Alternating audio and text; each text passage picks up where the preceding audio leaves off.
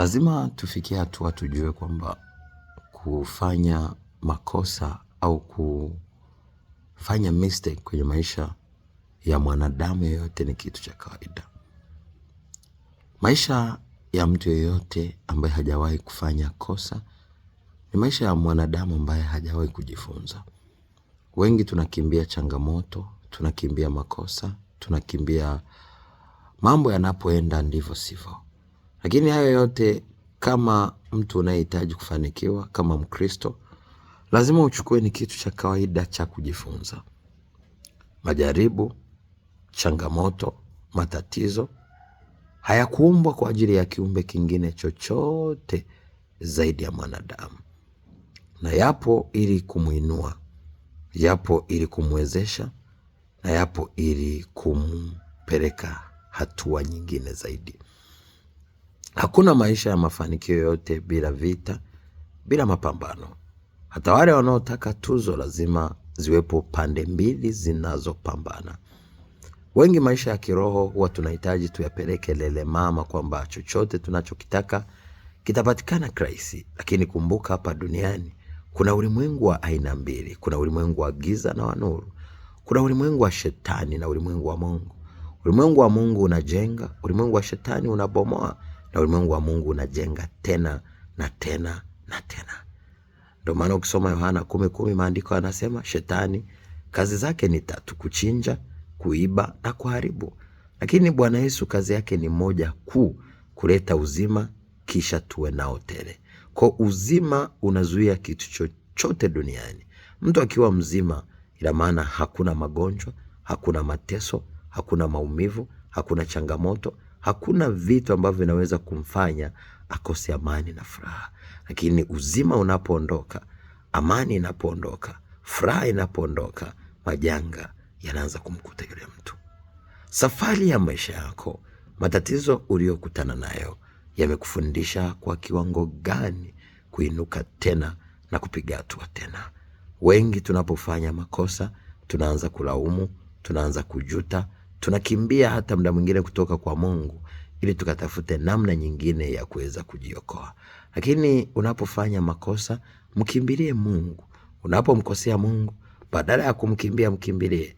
Unapopata changamoto, badala ya kumkimbia Mungu, mkimbilie, maana yeye ndo anayeweza kubeba matatizo yako. Ndio maana Bwana Yesu akasema, njooni kwangu nyote mliolemewa na kusumbuka na mizigo, nami nitawapumzisha. Maana nira yangu ni laini na mzigo wangu ni mwepesi, nanyi mtapata raha. Yesu alijua maisha ya mwanadamu haiwezi yakaenda bila changamoto. Kwa haya anayokufundisha, yajue, yaelewe, yafahamu. Kumbuka, ni kupitia majaribu, kupitia changamoto, kupitia makosa tunaweza kujua njia sahihi za kuendea. Cha kwanza. Cha pili, tunaweza kupata thawabu kutoka kwa Mungu, kwa sababu Mungu anatumia mazingira yenye changamoto kujitukuza. Ndio maana Mungu anachukua kitu dhaifu ili watu wengi washangae. Wana wa Israeli waliposafiri kutoka Misri, wamefika kwenye bahari ya Shamu, wakaona tatizo liko mbele yao. Hawajui nini cha kufanya, wamekata tamaa na wameshaona sasa tunakufa. Pale unapohisi unakufa, hapo Mungu ndipo anapojitukuza. Pale unapoona tatizo limekuwa kubwa na hauna msaada mwingine wote wa mwanadamu anayeweza kusaidia chochote, hapo ndipo Mungu anajitwalia utukufu. Mungu hupenda kujitwalia utukufu kwenye maisha ya mwanadamu ambaye amekosa nini cha kufanya. Anamtegemea Mungu na ana leave it for God. Ni lini utaachia Mungu atawale maisha yako? Ni lini utasema sasa, Mungu, nataka wewe ujitukuze kwenye hali hii ninayopitia. Nataka mapenzi yako yatimie kwenye haya mambo yanayoendelea kwenye maisha yangu. Nataka 1, 2, 3 ili wewe Mungu ujitwalie utukufu. Mungu ni Mungu anayependa sifa, heshima na utukufu. Unapotengeneza hayo mazingira, ukamheshimu, ukamthamini, ukamtii na ukaacha kuogopa matatizo, bali matatizo hayo ukachukua kama changamoto ya kukusaidia kuvuka hicho kitu, basi Mungu anapenda watu ambao hawakati tamaa, hawachoki kwa sababu ya majaribu wanayokutana nayo. Ndio maana Yesu akasema, aliye dhaifu aseme sasa na nguvu. Asiyeweza aseme sasa naweza. Asiyeweza kutembea aseme sasa naweza.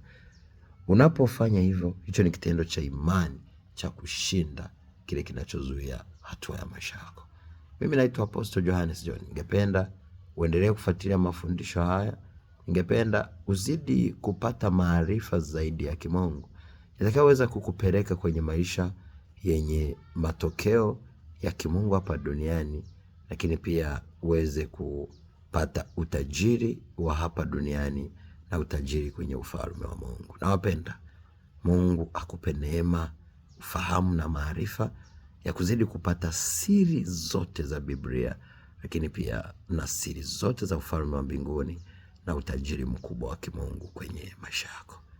I love you. Thank you for watching.